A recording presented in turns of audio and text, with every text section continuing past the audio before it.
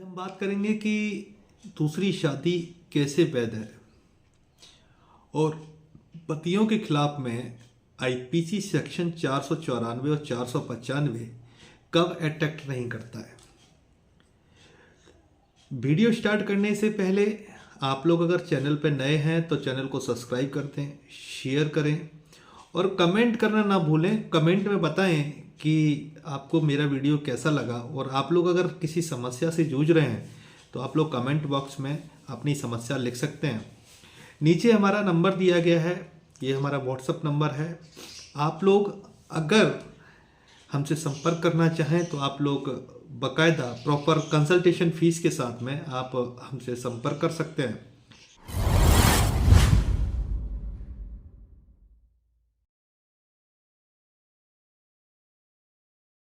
नमस्ते भाइयों, कैसे हैं आप लोग। मैं हूं आपका दोस्त एडवोकेट ब्रह्मदत्त।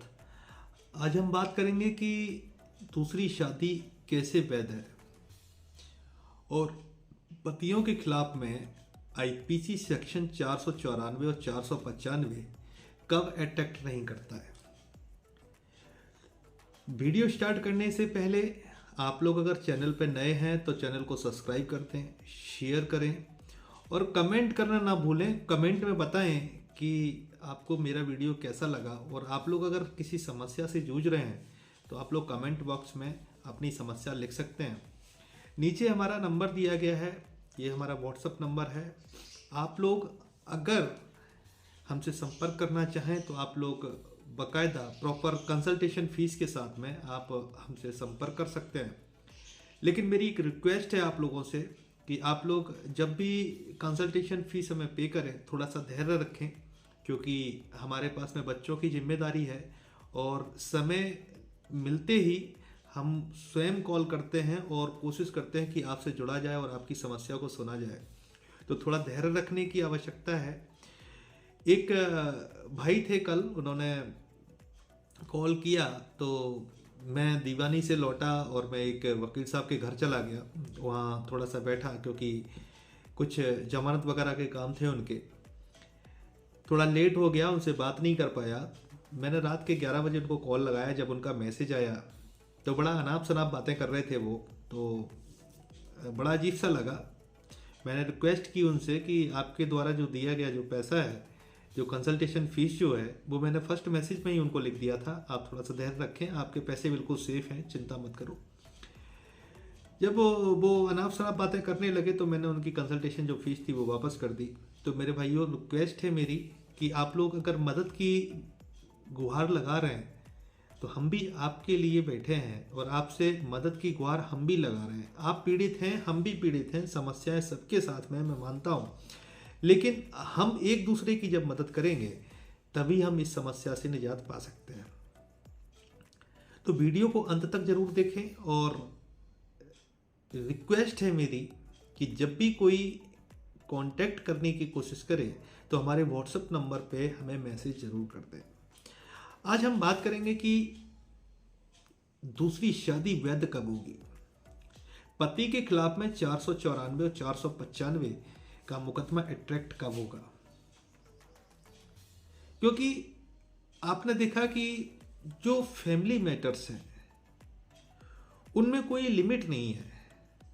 जब पत्नी को ध्यान आता है वो तभी डोमेस्टिक वायलेंस कर देती है, जब उसको ध्यान आता है तब वो सीआरपीसी 125 कर देती है, जब चाहती है तब वो दहेज प्रताड़ना का मामला बना के, कहानी बना के दाखिल कर देती है। और सीआरपीसी 125 जो है वो स्पष्ट तरीके से पत्नी को परिभाषित करता है। उसमें परिभाषित करने का मतलब साफ है कि पत्नी के अंदर वो पत्नियां भी आती हैं जिनका तलाक हो चुका हो और उन्होंने दूसरी शादी नहीं की हो। ऐसी स्थिति में क्या है कि जैसे ही सीआरपीसी 125 का जो भरण पोषण का वाद न्यायालय में जाता है तो कोर्ट क्या करती है कि पत्नी होने के नाते और पत्नी पति को सक्षम दिखाते हुए मेंटेनेंस का आदेश पारित कर देती है। और किसी भी तरीके से अनन फनन में डाइवोर्स हो भी जाता है, या चाहे सहमति से हुआ हो या एक तरफा हुआ हो। अगर एक तरफा अगर तलाक होता है तो सीपीसी के प्रावधानों के तहत में वो सेटिसाइड कराने के लिए उस ऑर्डर को जाती है। अगर म्यूचुअल में होता है तब भी यही स्थिति आती है, और जब म्यूचुअल में जब होता है तो एक भारी भरकम रकम वो डिमांड की जाती है, उसको पूरा किया जाता है। देखने में आया है कि जब म्यूचुअल में जब तलाक फाइल किया जाता है तो उसमें first motion, second motion, third motion, इस तरीके से पैसे का जो डिस्ट्रीब्यूशन जो है वो पत्नी के लिए किया जाता है। उसमें हम डीडी भी लगाते हैं। तो एक क्वेश्चन आया था कि भाई इसमें हम जो डीडी लगाते हैं और पहली डेट जो 6 महीने की पड़ती है और ये डीडी एक्सपायर हो जाता है, उसके लिए हमें क्या करना चाहिए। अगर आपने सहमति से अगर तलाक फाइल किया है और उसमें डीडी की आपने कॉपी लगाई है, तो आपको जब तलाक की जब डिक्री मिलेगी, और क्योंकि पहली डेट जो होती है वो 6 महीने की पड़ती है, तो आपको उसी न्यायालय में एक आवेदन करना पड़ेगा कि साहब ये डीडी हमने लगाया हुआ है, इस डीडी की एक्सपायरी इस तारीख को हो चुकी है, इसकी एक्सपायरी जो है ना इसकी बढ़ाई जाए। तो उसमें क्या होता है कि बैंक जो है वो कुछ चार्जेस ले लेती है और कोर्ट उस पर आदेश पारित कर देता है कि इसको आप बुना सकते हैं। तो इतना बड़ा कोई इशू नहीं है उसमें, तो उसके बिल्कुल घबराने की आवश्यकता नहीं है। अब रही बात ये मेंटेनेंस के केस हैं, सीआरपीसी 125, घरेलू हिंसा, ये काफ़ी लंबे समय तक चलते हैं। इसमें पैसे की बर्बादी भी है, इसमें समय की बर्बादी है, और सबसे ज़्यादा इम्पोर्टेंस रखता है अपना जीवन। क्योंकि जब हम 25 से 30 साल की उम्र में होते हैं, अमूमन इसी पीरियड में शादी कर देते हैं घर वाले, और वो टाइम जो होता है वो हमारा कैरियर बनाने का होता है। अगर आपने पहली शादी हिंदू मैरिज एक्ट से की है, या मुस्लिम रीति रिवाज से की है, या ईसाई रीति रिवाज से की है, या बौद्ध धर्म से की है, या आपने आर्य समाज से की है, जैसे भी आपने की है, और दौरान मुकदमे चाहे वो पति हो या पत्नी हो, अगर वो दूसरी शादी कर रही है तो सेम रिचुअल्स में नहीं होनी चाहिए। अगर आपने जैसे कि पहली शादी हिंदू विवाह अधिनियम के तहत में कही है, हिंदू रीति रिवाज के अनुसार में अगर की है, और दूसरी शादी दौरान मुकदमा, दौरान पेंडेंसी मुकदमों की आपने अगर दूसरी शादी कर भी ली, तो वो 494 और 495 को अट्रैक्ट करती है अगर सेम रिचुअल्स में है। तो इन द केस अगर आपने पहली शादी हिंदू मैरिज एक्ट से की या किसी भी रीति रिवाज से की, और दौरान मुकदमा आपने देखा कि नहीं लाइफ डिस्टर्ब हो रही है, मुकदमेबाजी की कोई लिमिट नहीं है, लंबा समय लग सकता है, इसी पीरियड में अगर आपने दूसरी शादी कर ली, तो दूसरी शादी जो है ना अगर सेम रिचुअल्स में अगर होती है तो आप 495 और 494 आईपीसी के तहत में बुक हो सकते हैं। अगर आपने पहली शादी अगर हिंदू मैरिज एक्ट से की है और दूसरी शादी आपने अगर स्पेशल मैरिज एक्ट से की है, या मुस्लिम मैरिज एक्ट से की है, या क्रिश्चियन मैरिज एक्ट से की है, या किसी भी रीति रिवाज से अगर की है, और दोनों के जो रिचुअल्स हैं अगर अलग अलग हैं, तो आपके ऊपर आपके खिलाफ में आईपीसी 494 495 का क्राइम बुक नहीं होगा। और दूसरी बात बता दें कि जैसे सपोज आपने पहली शादी आगरा में की और दूसरी शादी आपने कानपुर में की, तो जो 494 का जो मुकदमा जो बनेगा ना, वो कानपुर से ही बनेगा जहां पे दूसरी शादी हुई है। बेसिकली चाहे वो रजिस्टर्ड हो या ना हो, लेकिन यहाँ पे रिचुअल्स जो है ना वो पहली वाली शादी के सेम नहीं होने चाहिए। अगर सेम रिचुअल्स अगर होते हैं तो आप हिंदू मैरिज एक्ट सेक्शन 17 के तहत में पनिशमेंट फॉर बिगैमी में भी आप बुक किए जा सकते हैं। इसी में 494 और 495 जो है वो परिभाषित किया गया है।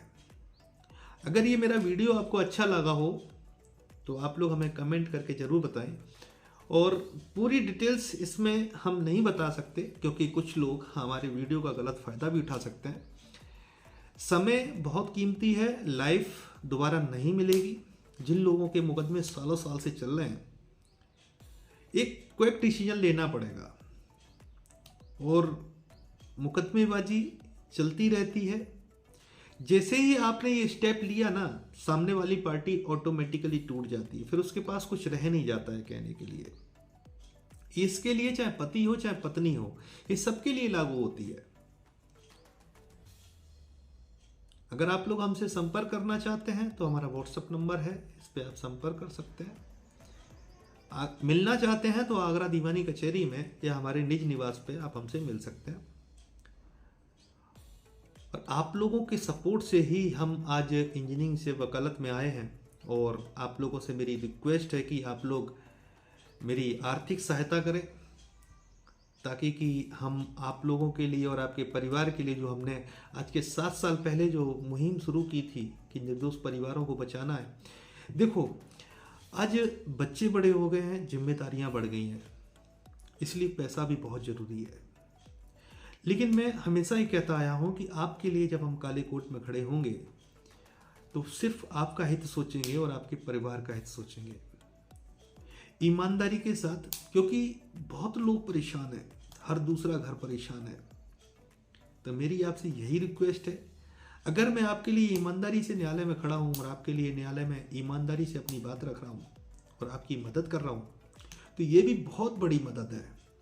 पैसे से आज सारी चीज़ें हो रही हैं, इसलिए लाइफ के लिए पैसा भी ज़रूरी है। आप लोग अगर मेरा थोड़ा थोड़ा सपोर्ट करेंगे तो जो अब तक जो विपदाएं रही हैं वो भी हमारी विपदाएं टल सकती हैं, क्योंकि आप लोगों ने हमारा बहुत सहयोग किया है। और ये जो वकालत जो है वो आप ही लोगों की देन है, मेरे वकील भाइयों की देन है। मेरे वकील भाइयों ने मुझे काफ़ी सपोर्ट किया, जो पीड़ित भाई हैं उन लोगों ने काफ़ी मुझे सपोर्ट किया। और आज आप लोगों के लिए हम न्याय के मंदिर में खड़े हैं। और कोशिश हमेशा यही रहती है, मैं किसी गलत महिला या गलत पुरुष का केस नहीं लेता और अपने जीवन में कभी नहीं लूँगा, जब तक मुझे ये एहसास नहीं हो जाएगा, जब तक हमारी अंतरात्मा ये गवारा नहीं करेगी कि हाँ ये महिला सही है या ये पुरुष सही है, तब तक हम आगे नहीं बढ़ेंगे, हम गलत का साथ नहीं देंगे।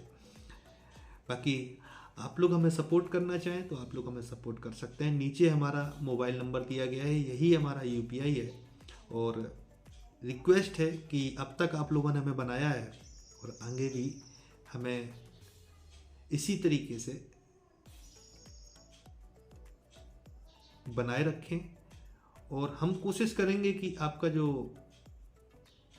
सहयोग है वो हम निर्दोष पुरुषों को और उनके परिवारों को, निर्दोष लोगों को बचाने में कारगर साबित करेंगे।